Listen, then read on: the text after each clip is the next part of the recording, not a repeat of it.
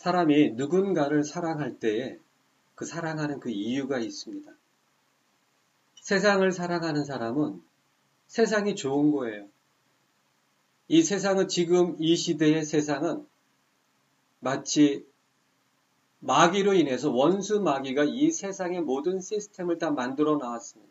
그렇기 때문에 눈으로 보는 것마다 너무 좋고 보기에 좋고 그리고 탐스럽고 다 먹음직스러운 겁니다. 이 시대는 하나님이 만들어 놓으신 선악과가 아니라 마귀가 만들어 놓은 선악과로 아주 그냥 가득 찼습니다. 세상은 돈만 있으면 낙원이 되었습니다.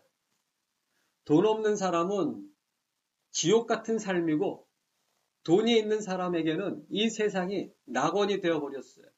그래서 이 세상을 사랑하는 사람은 결국엔 돈을 사랑하게 되어 있습니다.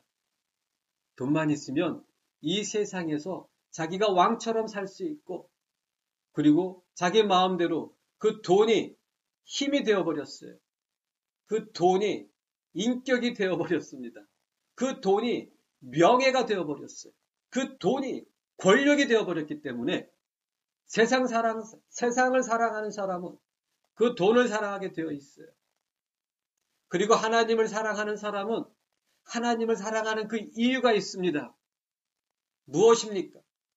하나님께서 우리를 사랑하셨기 때문에 그 하나님의 사랑을 깨달았기 때문에 하나님을 사랑할 수밖에 없고 하나님을 사랑하지 않고는 살 수 없는 그러한 사람이 되는 것입니다. 요한 사도께서는 이렇게 말씀하셨어요.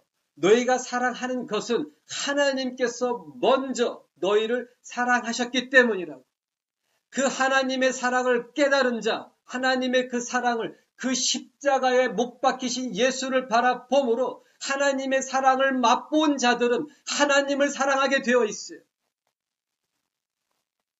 지금 현대교회에 예수 그리스도의 이름을 부르짖을지라도 그들이 이 세상을 사랑하고 이 세상 축복을 위해서 예수 그리스도의 이름으로 기도하고 이 교회에 나와서 앉아있는 그 이유는 아직 예수 그리스도의 그 십자가가 그 십자가의 그 사랑과 하나님의 그 은혜를 잊어버렸거나 아직 맛본 적도 없기 때문입니다.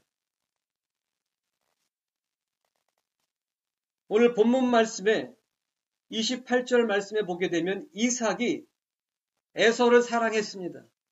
그 이유가 뭐냐면 에서가 사냥한 고기를 좋아해서 이렇게 나와 있어요. 물론 아버지로서 자식을 사랑하는 마음이 있겠죠. 하지만 성경은 1.1핵도 그 말씀에 거짓이 없고 뜻이 없이 의미가 없이 어떠한 그 목적이 없이 쓰여진 구절이 단 한 구절도 없습니다. 하나님께서 이삭의 마음을 그렇게 표현하고 계시는 거예요. 이삭이 에서를 사랑한 그것은 에서가 사냥꾼인 고로 그가 사냥한 고기를 좋아했기 때문에 야곱보다 에서를 사랑했다고 말씀하고 계시는 것입니다. 리브가는 야곱을 사랑했어요. 그 이유에 대해서는 말씀하고 있지 않지만 미루어 짐작할 수 있는 그 이유가 있습니다. 어쨌든 중요한 것은 이삭은 에서가 사냥한 그 고기를 좋아해서 에서를 사랑했다고 말씀하고 계시는 겁니다. 과연 우리는 무엇을 사랑하는가? 그리고 왜 사랑하는가? 정말 우리는 무엇을 사랑하고 있습니까? 아주 정직하게 우리들 자신에게 질문을 던져야 합니다. 예수님께서 제자들에게 사람들이 나를 누구라 하더냐? 그래 알았다. 그렇다면 너희는 나를 누구라 하느냐? 그거에 너는 나를 누구라고 생각하느냐? 너는 도대체 사랑하는 것이 무엇이냐? 그리고 왜 그것을 사랑하는가? 하나님을 사랑합니다. 우리 주님을 사랑합니다. 왜? 축복 주시는 분이니까요. 이러면 가담한 거예요. 결국엔 예수님을 사랑하는 그 이유가 세상 축복, 결국엔 그 사람은 예수님보다 세상을 더 사랑하는 사람이에요. 예수님을 사랑하는 그 이유가 나의 문제를 해결해 주시는 분이니까요. 저를 위로해 주시는 분이니까요. 저의 기도 제목들을 이루어 주시는 분이니까요. 저에게 이 세상에서 떡을 주시는 분이니까요. 그래서 예수님을 사랑한다면 과연 그 사람은 떡을 더 사랑하는 것일까요? 아니면 예수님을 더 사랑하는 것일까요? 결국엔 떡을 위해서 예수님을 사랑하는 자, 떡을 위해서 예수 그리스도의 이름을 부르는 자, 결국에는 떡을 더 사랑하는 거예요. 요한복음 6장에 보게 되면 예수님께서 떡 5덩어리와 물고기 2마리로 정말 수많은 사람을 먹이셨어요. 그런 다음에 그 자리를 떠나십니다. 바다 건너편으로 가셨어요. 그랬더니 그 사람들이 예수님께 또 바다를 건너서 그 수많은 사람들이 예수님께 나아옵니다. 그 수많은 사람들이 예수님께 나아오는 그 사람들을 보면서 예수님께서 어떻게 말씀하셨습니까? 자, 이제 교회를 세우자. 단번에 정말 10,000명이 넘는 메가처치가 되는 거예요. 그런 말씀 안 하셨어요. 예수님께서 자기에게 구름대처럼 달려오는 그들을 향해서 이렇게 말씀하셨습니다. 하나님의 표적을 보았기 때문이 아니라 저희가 내게 나아오는 이유는 배가 불렀기 때문이다. 지금 그 수많은 사람들이 지금 왜 예수님께 다시 나아가고 있습니까? 배를 채우기 위해서, 떡을 위해서. 정신 차려야 할 때입니다. 지금 이 현대교회 교인들이 그렇게 수많은 사람들이 그 교회에 앉아 있지만 과연 그들이 거기에 있는 그 이유가 무엇인가? 이삭이 그 고기 때문에 에서를 사랑한 것처럼 이 세상의 떡 때문에, 축복 때문에, 문제 해결 때문에, 자녀들의 그 대학 입시와 직장 취업과 결혼 문제 때문에, 남편의 사업 문제 때문에, 그 문제들 때문에 교회에 앉아 있다면 그들이 떡 때문에 배가 불러서 예수님께 나왔던 그 사람들과 무슨 차이가 있겠습니까? 결국엔 요한복음 6장에 보게 되면 그 수많은 사람들이 다 예수를 떠났다고 나와 있어요. 그리고 이렇게 결론 짓습니다. 그들이 다시는 예수와 함께 하지 아니하였더라. 이것이 떡을 사랑하는 자들의 진정한 본 모습이에요. 예수의 이름을 부르짖을지라도 떡을 위해서, 이 세상을 위해서 예수를 불렀던 그들의 결국은 다시는 예수와 함께 하지 아니하였더라.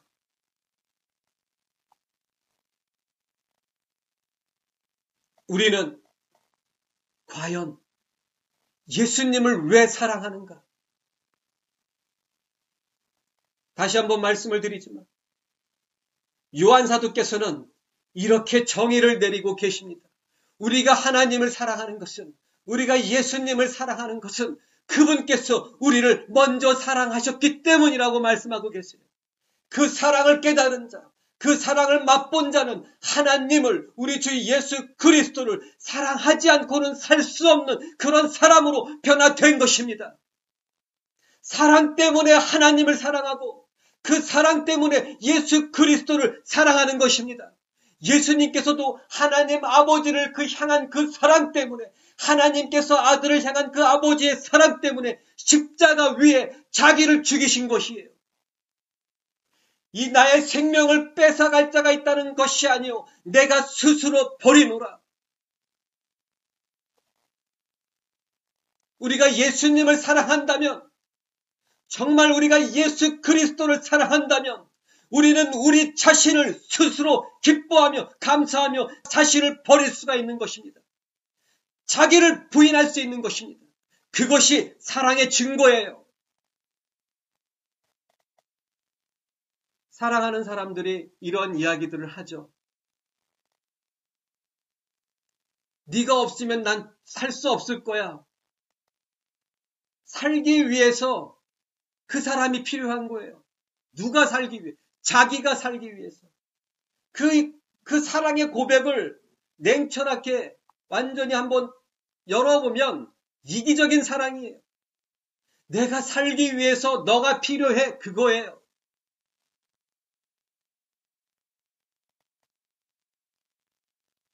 예수님의 사랑은 예수님이 살기 위해서 네가 필요해가 아니에요. 너를 위해서라면 나를 죽일 수가 있어. 너를 위해서라면 내 자신의 모든 것들을 포기할 수 있어.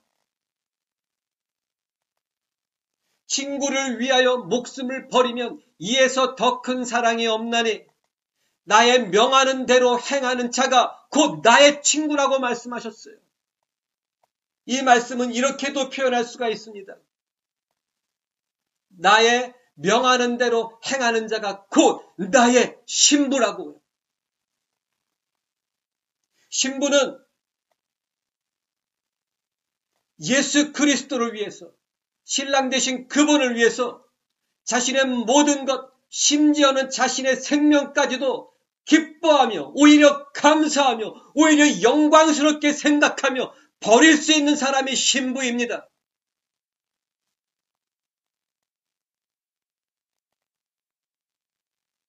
오늘 본문의 그 22절 말씀이 이렇게 나와 있어요. 아이들이 그의 태 속에서 서로 싸우는지라 그가 가로되 이 같으면 내가 어찌할꼬 하고 가서 여호와께 묻자온대 여호와께서 그에게 이르시되 두 국민이 내 태중에 있구나. 두 민족이 내 복중에서부터 나누이리라. 이 족속이 저 족속보다 강하겠고 결론은 이것입니다. 큰 자가 작은 자를 섬기리라. 로마서 9장 말씀에 보게 되면 이런 말씀이 있습니다. 하나님께서 에서는 미워하셨고 야곱은 사랑하셨다 이렇게 말씀하고 계십니다. 하나님께서는 전능하시고 전지하시기 때문에 하나님께서는 영원 전과 그리고 지금 이 현재 그 영원한 미래를 동시에 보고 계시는 분이에요. 제가 누누이 말씀드렸어요. 영원한 과거와 현재와 영원한 미래를 동시에 보고 계시는 하나님의 그 전능하심, 그 전지하심으로 모든 일들이 어떻게 시작되고 어떻게 진행되고 어떻게 결론되어지는 것을 하나님은 한눈에 다 보고 계시는 거예요. 그것을 하나님의 속성이라고 말씀하고 있는 것입니다. 하나님의 전지전능하심. 그렇기 때문에 하나님께서는 에서의 삶이 어떻게 흘러갈 것인지를 다 보고 계시고 이미 알고 계시는 거예요. 그리고 야곱의 인생도 어떻게 흘러갈 것인지 다 보고 알고 계시는 거예요. 여러분, 왜 요한계시록 1장의 말씀에 보게 되면 이러한 부분이 있어요. 계시록이 22장까지 있는데 1장 말씀에 아주 중요한 성경 구절이 있습니다. 그것이 무엇입니까? 이 계시록에 대한 말씀을 듣고 읽고 행하는 자는 복이 있다고 말씀하고 계시는 거예요. 도대체 이 계시록이 어떠한 책이길래 읽는 자나 듣는 자나 행하는 자가 다 복이 있다고 말씀하고 계시는 것입니다. 그 이유는 바로 이것이에요.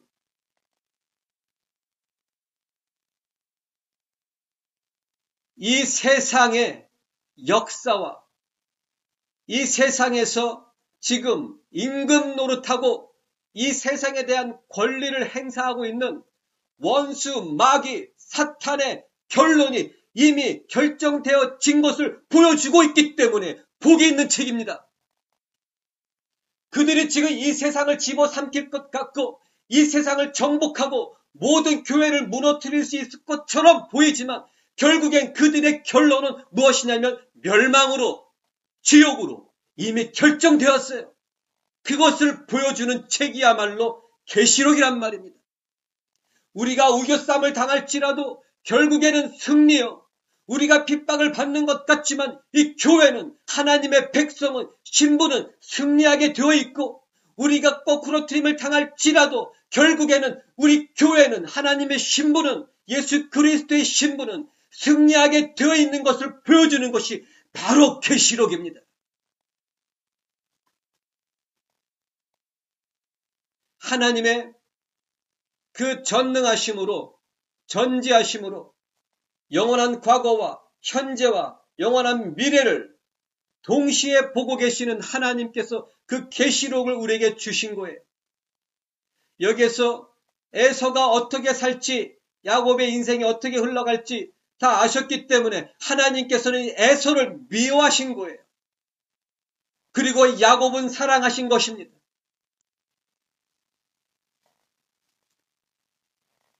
에서는 25절 말씀해 보게 되면 붉고 전신이 갓옷 같아서 그 이름을 에서라 하였고 이렇게 나와 있습니다. 에서란 그 말의 뜻은 털이 많은, 단단한, 사람으로 치면은 굉장히 건장하고 강건한 그런 의미입니다. 그래서 그 뒷구절에 보게 되면 이렇게 나와 있어요. 27절 말씀에 그 아이들이 장성함에 에서는, 자, 다시 한번 말씀드립니다. 에서라는 그 말의 뜻은 털이 많고 사람으로 비유하면 건장하고 굉장히 건강한, 강건한 사람의 의미란 뜻이에요. 그래서 익숙한 사냥꾼인 고로 들사람이 되었다고 나와 있습니다. 그는 자신의 이름에 걸맞게 익숙한 사냥꾼인 고로 들사람이 되었다고 나와 있어요. 그 의미는 무엇입니까? 자기 힘으로 사는 사람이에요. 에서는 자기 힘으로 산 사람이에요. 그렇기 때문에 그 의미는 무엇입니까? 자기 원하는 대로 사는 사람. 자기 하고 싶은 대로, 자기 살고 싶은 대로 사는 사람이 바로 누구냐면 에서입니다. 그래서 하나님께서는 에서를 미워하셨던 거예요. 나중에 보게 되면 물론 이제 장자권을 빼앗기고 그 다음에 장자가 받아야 할 그 장자의 축복도 빼앗기고 하지만 그가 아버지 이삭에게 매달린다. 아버지여 남은 축복이 없습니까? 내게 축복하소서. 남은 축복이 없습니까? 에서는 자신의 경솔함으로 그 장자권을 팔아버린 자신의 경솔함을 후회한 적이 단 한 번도 없어요. 후회하기는커녕 그저 아버지로부터 축복 좀 주십시오. 그렇게 애원했던 사람입니다. 결국 이 세상을 떡을 위해서, 세상 축복을 위해서 왜 그렇게 떡을 원하고 축복을 원합니까? 왜냐하면 자기 살고 싶은 대로 살기 위해서는 떡이 필요하고 축복이 필요하기 때문인 것입니다. 현대교회, 지금 이 시대 현대교회에 에서와 같은 사람이 얼마나 많은지 아십니까? 에서는 이삭의 아들이에요. 이삭의 한 식솔이에요. 그 의미는 그래요. 교인이란 말입니다. 교회 한 일원이에요. 근데 그 모습이 에서의 모습이라면 예수 그리스도의 이름을 부르짖고 있을지라도 교회에 같이 앉아 있을지라도 하나님께서는 그 사람을 어떻게 보시겠습니까? 미워하신단 말입니다. 하나님은 사랑이신데요. 하나님은 사랑이시기 때문에 하나님은 절대 우리를 징계 안 하시고 절대 우리를 미워하지 않으십니다. 그런 생각은 정말 버리시길 바랍니다. 하나님께서는 사랑이시기 때문에 시기하시는 하나님이요 질투하시는 하나님이기 때문에 그 사랑을, 하나님의 사랑의 가치를 깨닫지 못하고 하나님의 사랑을, 하나님의 축복을 이 세상 자신의 정욕을 위해서 구하고 사용하는 자들을 얼마나 미워하시는지 깨달으시길 바랍니다. 하나님과 원수되는 사람들이 있어요. 그게 무엇입니까? 로마서 8장에 보게 되면 육체를 따라 행하는 자들은 하나님과 원수가 된다고 말씀하고 계시는 거예요. 세상과 벗되는 것이 하나님과 원수됨을 알지 못하느냐? 야고보서 4장에 나와 있는 말씀이에요. 이렇게 성경 말씀마다 하나님께서 원수되는 자들이 바로 이러한 자들이라고 그렇게 말씀하고 있음에도 불구하고 예수 그리스도 이름만 부르기만 하면, 교회에 나와서 예배에 참석하기만 하면 하나님은 우리를 사랑하시고 복 주시고 우리의 모든 기도 제목을 응답해 주실 거야 라고 착각하고 있는 현대 교인들이 너무나 많은 거예요.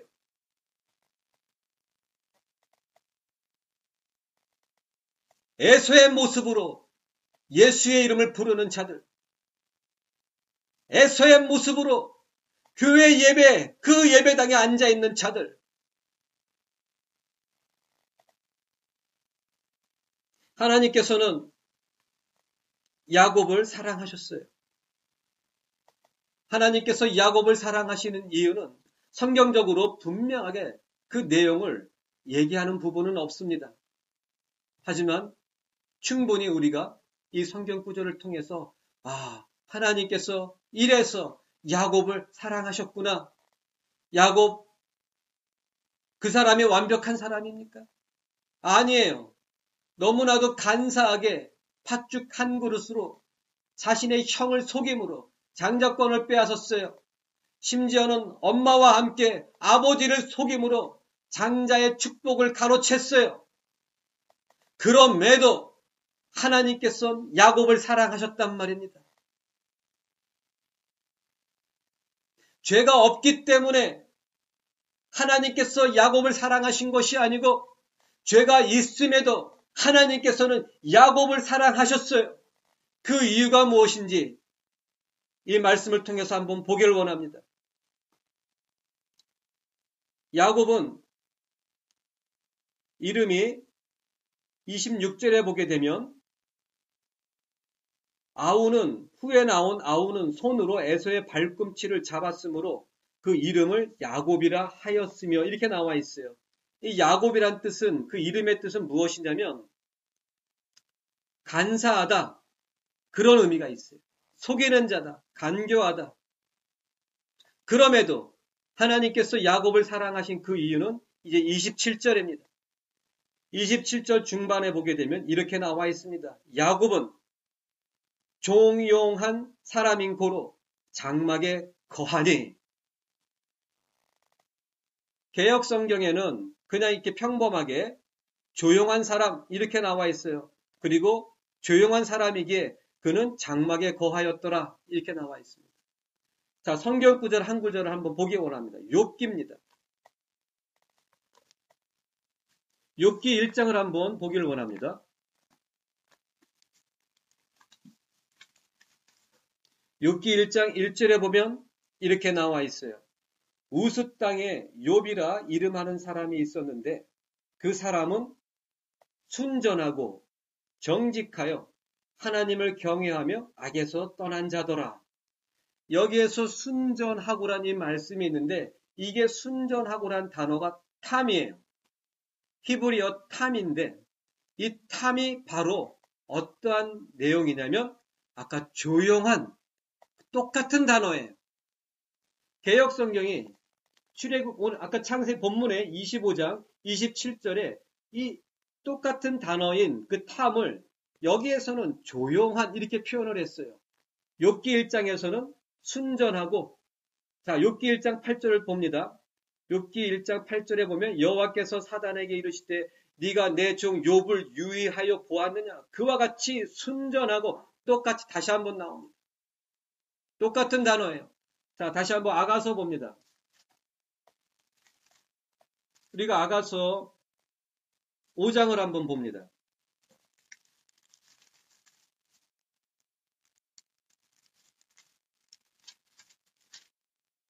5장 2절에 보게 되면 이렇게 나와 있어요. 내가 잘지라도 마음은 깨었는데 나의 사랑하는 자의 두드리는 소리가 들리는구나. 문을 두드려 이르기를 나의 누이, 나의 사랑, 나의 비둘기, 나의 완전한 자야. 이때 이 완전한 똑같은 단어입니다. 탐이에요. 자, 다시 본문으로 돌아갑니다. 개역성경이 이 단어를 그냥 조용한 이렇게 표현했는데 정확한 번역은 야곱은 순전한 사람인 고로 이렇게 번역을 해야 합니다. 하나님께서는 그 야곱을 보실 때에 쟤는 순전한 사람이구나. 그렇게 보고 계시는 거예요. 순전한 사람이기 때문에 야곱이 장막에 거하였다고 말씀하고 계시는 것입니다. 장막은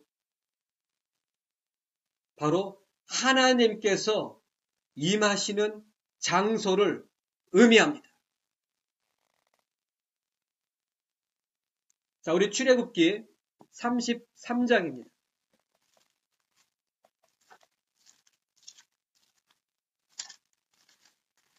하나님께서 애굽으로부터 이스라엘 백성을 인도에 내실 때에 모세를 인도자로 세우셨어요.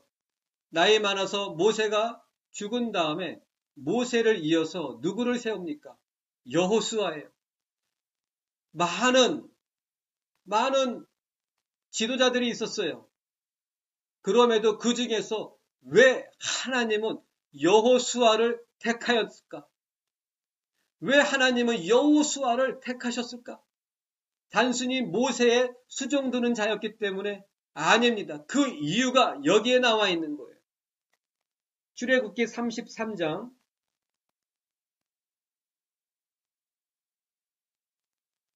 11절 말씀. 자, 우리 10절부터 11절 말씀입니다. 제가 읽습니다.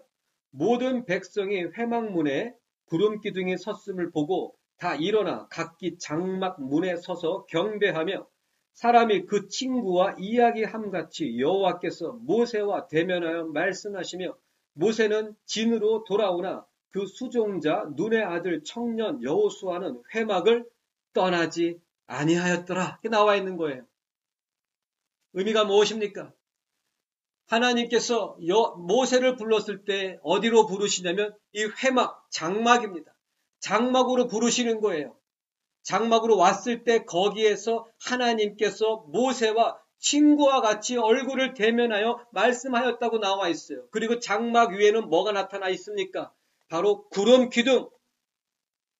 10절 말씀에 모든 백성이 회막문에 구름 기둥이 나타난 것을 보고 지금 거기에서 하나님과 모세가 얼굴을 대면하여서 대화하고 있는 거예요.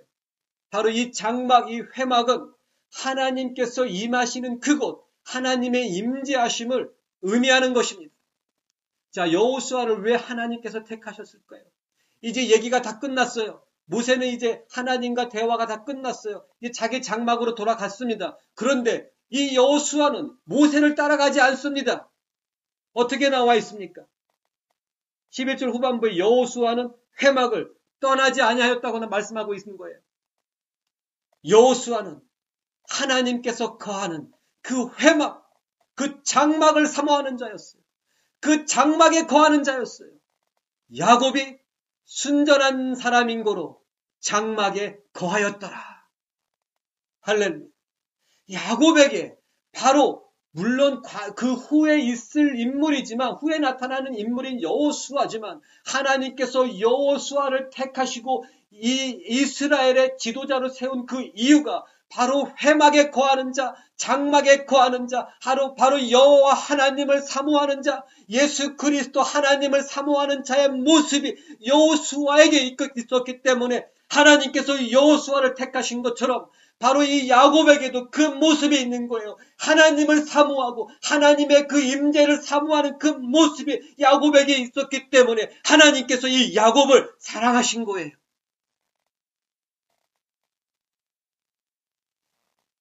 이 야곱은 순전한 사람이었기 때문에 장막에 거하는 여호와를 하나님을 사모하는 자였어요. 그렇다고 해서 그가 인생에 죄가 없이 완벽한 깨끗하고 완벽한 거룩한 삶을 산 것이 아닙니다. 죄를 짓습니다. 또 죄를 짓습니다. 또 죄를 지어요. 그럼에도 하나님께서 그를 사랑하시는 그 이유가 무엇이냐면 하나님을 사모하는 자였기 때문이에요. 죄가 있음에도 흠이 있음에도 더러움이 있을지라도 결국에는 그는 어디로 나아가냐면 장막으로 나아가는 자였어요. 하나님께 나아가는 자였어요. 결국에는 하나님을 사랑하고 하나님을 사모하는 자였단 말입니다.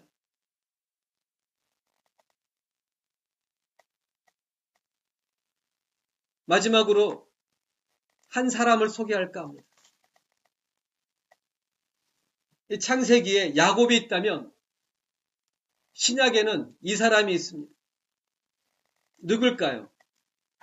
누가복음입니다. 누가복음 10장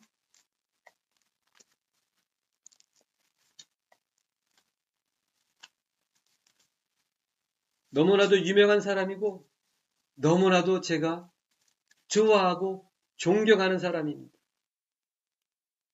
누가복음 10장 42절 말씀입니다. 41절부터 제가 있습니다. 주께서 대답하여 가라사대 마르다야 마르다야 네가 많은 일로 염려하고 근심하나 그러나 몇 가지만 하든지 혹 한 가지만이라도 족하니라. 마리아는 이 좋은 편을 택하였으니 빼앗기지 아니하리라.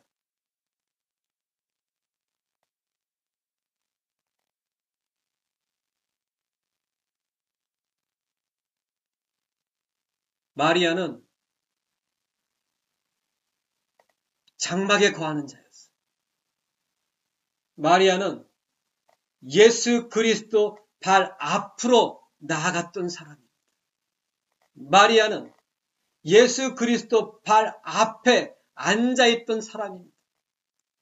바로 그 장막에 거하시는 장막의 주인, 그 임재의 주인이신 예수 그리스도 앞으로 나아가고 그 앞에 앉아있던 사람이 바로 마리아였습니다.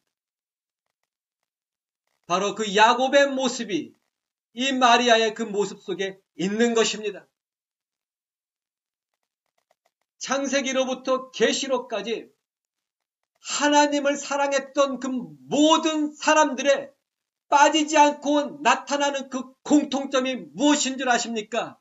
세상에서 살았지만 세상에 거하지 않고 하나님께로 나아갔다고 하는 것입니다.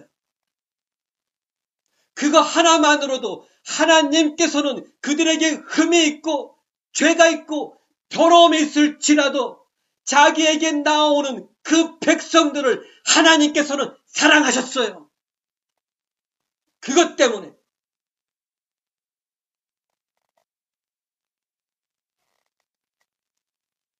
마귀는 자신을 광명의 천사로 가장할 수 있습니다. 심지어는 자기의 일꾼조차도 의의 일꾼으로 가장하는 것이 힘든 일이 아니라고 고린도후서 11장에 나와 있어요. 마태복음 24장 말씀에는 거짓 그리스도들과 거짓 선지자들이 큰 표적과 기사를 행하여 할 수 있으면 하나님께서 택하신 자들도 미혹할 것이라고 말씀하고 있어요. 요한계시록 13장 말씀에는 그 짐승이, 그 마귀가 정말 큰 능력을 행합니다. 어떠한 능력입니까? 하늘로부터 불을 내리는 그 능력을 나타낼 것이라고 말씀하고 있어요. 베드로전서 5장 말씀에는 마귀가 오는 사자와 같이 삼킬 자를 찾아다닌다고 말씀하고 있는 것입니다. 예수님께서는 요한복음 10장에 이렇게 말씀하고 있는 거예요. 마귀가, 그 원수 마귀가 원하는 것은 빼앗고 죽이고 멸망하기 위해서라고요. 마귀가 아무리 이 세상에 임금일지라도, 이 세상에 권리가 있을지라도 빼앗을 수 없는 것, 그것이 있어요. 무엇입니까? 마리아가 선택한 그것입니다. 야곱이 선택한 그것입니다. 하나님께 나아가는 것, 예수 그리스도 앞에 나아가는 것, 그것은 빼앗을 수가 없는 거예요. 뺏길 수도 없는 것입니다. 그것이 바로 거룩한 삶이에요. 예수 그리스도와 함께하는 것, 그것이 거룩함입니다. 예수님께 나아가는 것, 그것이 거룩함입니다.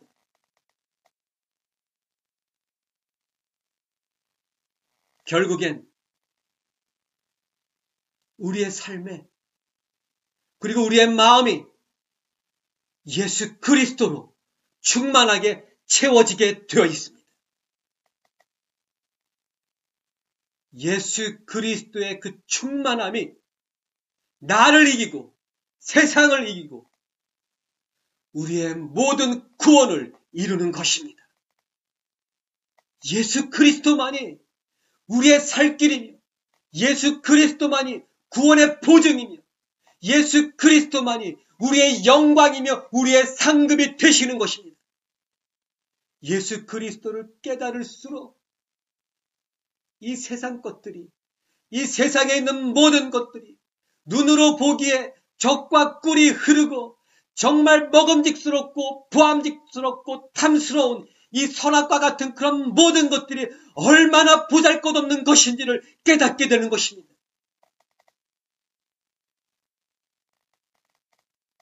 기도하겠습니다.